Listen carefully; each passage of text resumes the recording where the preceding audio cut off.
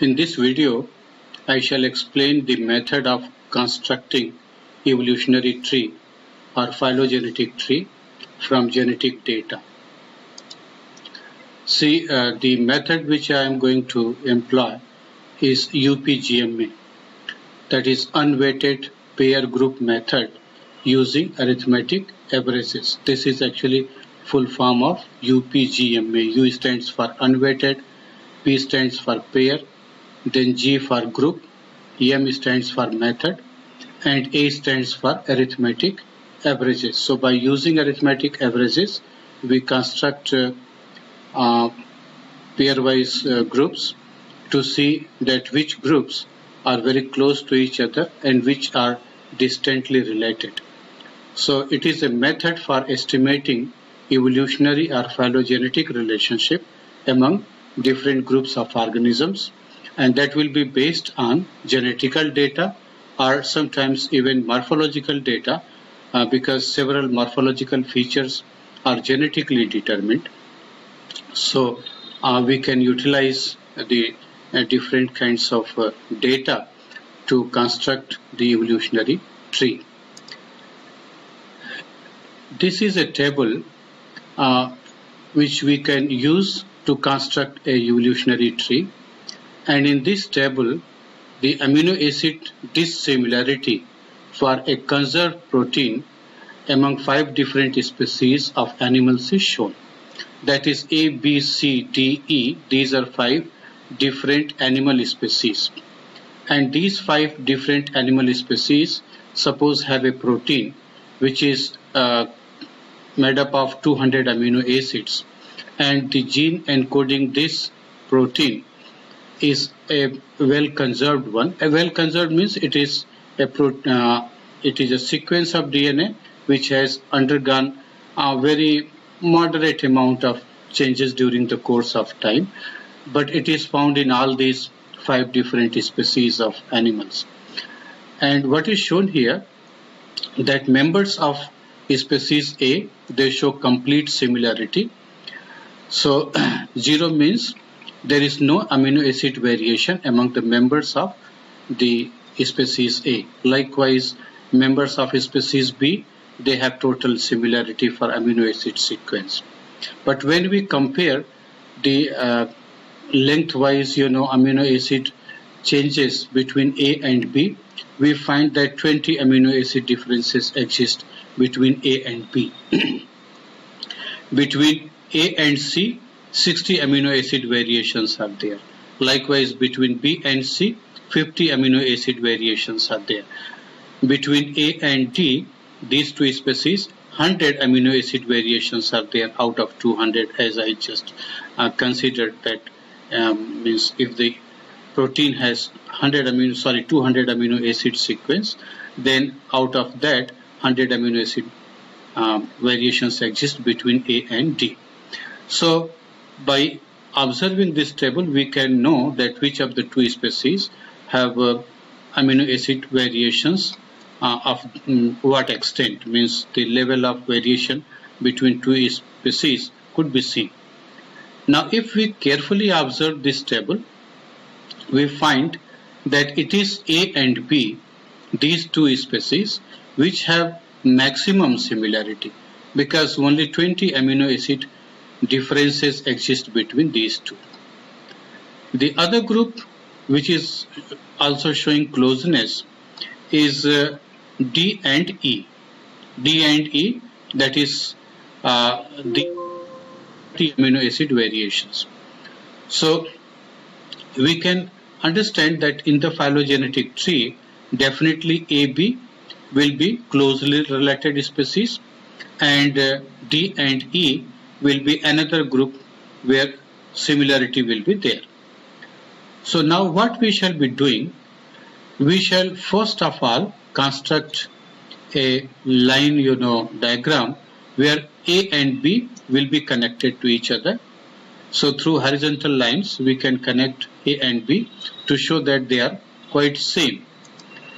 So in this case you can see here A and B, these are 2 species, and we can decide a unit to connect these 2 indicating that there would have been a common ancestor that gave rise to A and B, and they are very close to each other. They have only 20 amino acid variations. The other group is that in which 30 amino acid variations are there. So we can also show another group where D and E will be there, and they will be closely related. So here what we are observing, that A, B are the two species which with much variation, closeness, and D and E are the other group where much similarity exists between them. But definitely D and E are not so close as A and B. Now in this table what we are doing, that we are going to consider the similarity between AB, see here, A and B with C. So what we shall be doing, we shall add these two figures, that is 60 and 50, and then we will take its average.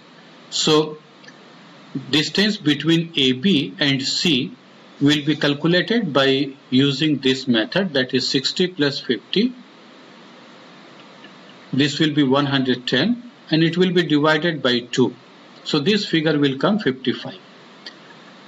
Now AB, these AB and D can also be considered, that to what extent these AB are related with D. So in this case 100 plus 90, see here, 100 plus 90, that comes 190 and it will be divided by 2. So 95. It means AB are very much distantly related to D. And then we can also see the genetic similarity between AB with E, and this figure comes 85. We can see the association between C and DE, that is this C and D and E. So here it is 40 plus 50 divided by 45. So what we are observing in this calculation, that C, because we have come to know that AB are very close to each other, then DE are other group where closeness exists. But what's about C? Whether she is more close to AB or it is more close to DE. To know this, we are observing that C with AB shows 55 unit distance, whereas C with DE shows 45 map distance or unit distance. So we can say that C will be more closer to DE than AB. Now with this much information we can construct another table based on earlier calculation. So you can see here that all these figures could be used to construct another diagonal table, so that we can have idea that which of the groups are closely related. And then based on this observation we can also calculate, we have already calculated distance between AB and C, that has come 55, and distance between C and DE, that has come 45. So it means C is closer to DE than AB. And now based on this we can construct this C with DE, indicating that it is 45 unit apart from these two. So we can have this kind of a structure. And finally we can connect AB with C, D and E, and the distance could be decided by considering this. AB with DE, it will be calculated as 55 plus 90, that is AB, its connection with CDE. So this is C, DE is 90, and this figure has come 72.5. So the final construction of this phylogenetic tree, which is also referred as dendrogram, will be this one, where AB, they are very close to each other, and then the other group is of DE as well as C, and all these five are connected to each other at a distance 72.5, which we have just calculated. So we can say that there would have been a common ancestors of all these 5, and then that common ancestor gave rise to 2 groups. From one group, A and B were derived, and from the other group it was C, and then the other group gave rise to D and E. So by this way one can construct the phylogenetic tree or evolutionary tree. Now here is another example in which we can see the genetic distance between humans and 4 different species of apes, that is chimpanzee, gorilla, siamang and gibbon. So what we are observing, that genetic distance between human and chimpanzee based on DNA hybridization data has been found to be 1.63, and between human and gorilla it has come 2.27. Between human and siamang it is 4.7. Between human and gibbon it is 4.78. So perusal of this data indicates that human and chimpanzee are very close, and then gorilla could be another ape species which is related to humans. The other figure which is quite less is 1.95, and that is between siamang and gibbon, indicating that siamang and gibbon could be very close to each other. So based on this data, we can first draw lines between human and chimpanzee, indicating that they are very close species. So in this case you can see human and chimpanzee, they are shown to be genetically very close to each other because genetic distance between them is very less, that is 1.63, and that is why we are showing these two closely related here. And then the other group is of siamang and gibbon, that is of 1.95 value shown here. So this will be another group showing similarity. And in this figure you can see siamang and gibbon, they are very close. Then what we can see the position of gorilla, where this will come. So we find that between human and chimpanzee and the values of gorilla, this has come 2.24. And when we will observe the distance between gorilla and siamang and gibbon, see gorilla and siamang and gibbon, so these two figures will be added, 4.54 and 4.75, and its average will be taken. And in that average, the value will be coming more than 4. So you can see here, if we will compare this gorilla with the siamang and gibbon, it will come 4.65. So it means the gorilla is closer to human and chimpanzee than siamang and gibbon. So based on this observation, we can construct this dendrogram where human and chimpanzee are very closely related.